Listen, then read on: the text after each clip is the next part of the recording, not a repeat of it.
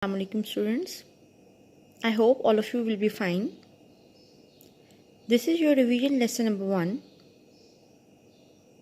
In today's lesson we will revise 3 topics,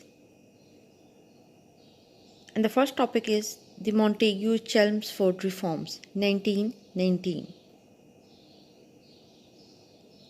As we have already read that these reforms were introduced by two lords, Lord Montagu and Lord Chelmsford. They presented these reforms in July 1919. And we can also call these reforms as Montfort reforms as well. And if we discuss about the main terms of these reforms, so both these lords tried to increase the number of Indians in different councils, like in the Legislative Council, in the Council of State, and in the Council of Princes. They were elected as well as nominated members in all these councils. And in the Council of Princes, they added 108 members to debate on the matters of importance. But princes rejected these councils and they were not ready to attend the sessions because they just got the advisory status, which was not acceptable for them. So they merely rejected the council by calling them as talking shops. The right of separate electorate was given to Muslims as well as to Sikhs, and there were 32 reserved seats for Muslims only. And if we talk about the power of Viceroy, so its power was very important. He had special rights. He had the right to appoint or dismiss anyone anytime. So he had the special right in provincial council as well. So he would be able to take any decision whatever he wanted.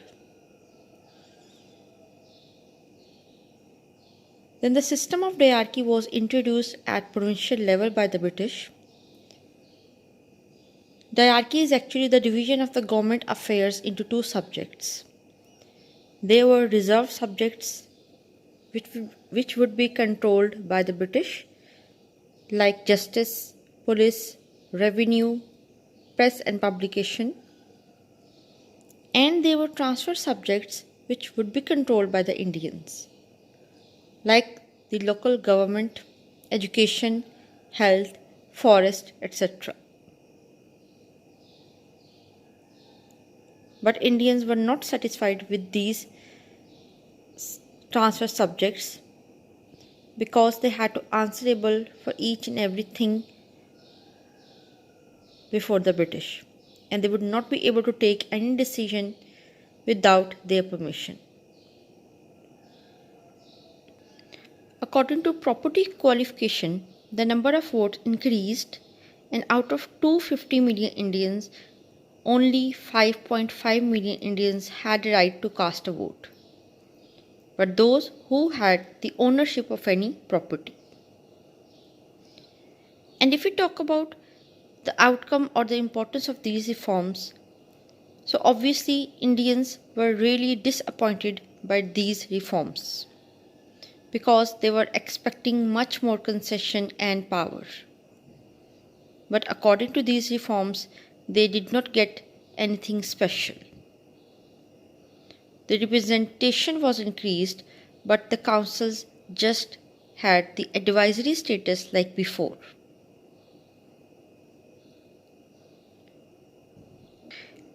Indians were not happy and they were not ready to accept these reforms. Congress called these reforms as inadequate, unsatisfactory and disappointing. And Muslim League was also not happy and satisfied by these reforms.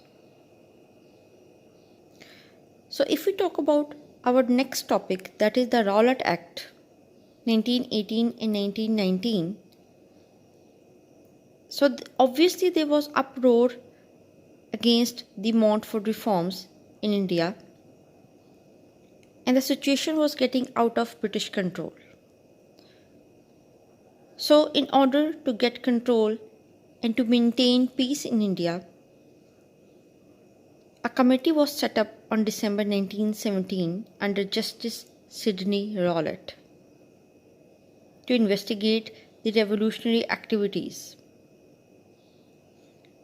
So on April 1918, he presented a report, according to which he wanted that emergency measures should be taken in order to get the control in different areas. So a Rowlatt Act was presented. The most controversial measures of that act was that British would be able to arrest anyone without warrant. They would be able to detain anyone without bail. And the right of the provincial government to order people where to live. So obviously the reaction was in the form of unrest and chaos everywhere. Gandhi launched hartals and called this act as Black Act. There was unrest everywhere in India, and to control all these situations, British banned the public meetings. But then there was an event which is called Jallianwala Bagh Massacre or the Amritsar Massacre. About 18,000 Indians gathered at Jallianwala Bagh in Amritsar at the Baisakhi festival for a peaceful demonstration against the Rowlatt Act. But when General Dyer came to know about this gathering, so he entered that Jallianwala Bagh along with his army, and he ordered his army to open fire on the crowd. And as a result, 400 Indians were killed and 1,200 were badly wounded. After this incident, there was investigation, and after the investigation, General Dyer was dismissed from his post and he was retired from the army. But he was not given any other punishment.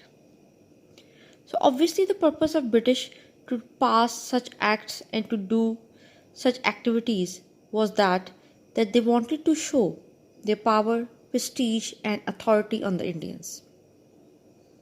They wanted to prove that they are the rulers and they had the complete authority, and no one could stand against their laws, and no one could do anything without their permission. And if anyone would go against them, he had to suffer. The third topic we are going to revise is the Khilafat movement, which is a lengthy and a very important topic.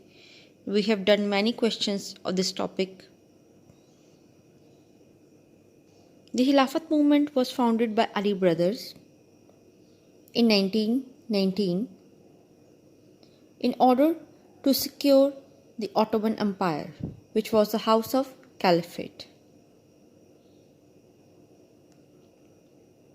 They wanted to secure the sacred places such as Makkah, Medina, Syria, Iraq, Iran, Jerusalem, which were under the Turkish ruler. The Turkish Sultan Mehmed VI was a respectable figure for all, and he was called Khalifa. and the Ottoman Empire was under that Khalifa. So Maulana Shaukat Ali and Maulana Muhammad Ali Johar founded Khilafat movement in order to restore the Khilafat of Turkey. There were 3 Khilafat conferences organized by Ali brothers in order to remind British of their promise that they would not punish Turkey. They even met the British Prime Minister George Lloyd, but he was not convinced. And there was non-cooperation movement by Hindus in India as well. So we can say that Khilafat movement and the non-cooperation movement were going side by side. Gandhi also promised to cooperate with the Muslims in the Khilafat movement, and he supported, and along with him the whole Hindu community was supporting Khilafat movement. Then there were different events occurred during Khilafat movement. The most important one is the Hijrat movement 1920.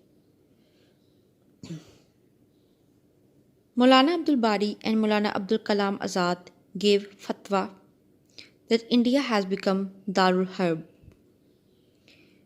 and we should leave India and move to an Islamic country to continue this noble movement. So as a result, 18,000 Muslims migrated to a neighboring Muslim country, that is Afghanistan. So obviously the journey was tiring and painful, and they suffered a lot. But when they reached the Afghani border, the Afghani ruler Amir Habibullah Khan did not allow them to enter. So obviously that was really painful for them. And when they returned, they lost their property and homes. And many lost their lives. They did not have anything to continue their lives. They did not have rations. They did not have money, shelter. So they were not in a condition to support Khilafat movement anymore. Then Ali brothers were arrested in 1921. So obviously the leaders were not there to guide the community. Then there was another incident, that is Chora Chori incident, which happened in a village in Gorakhpur city, where 22 policemen were burnt alive as a result of mob action.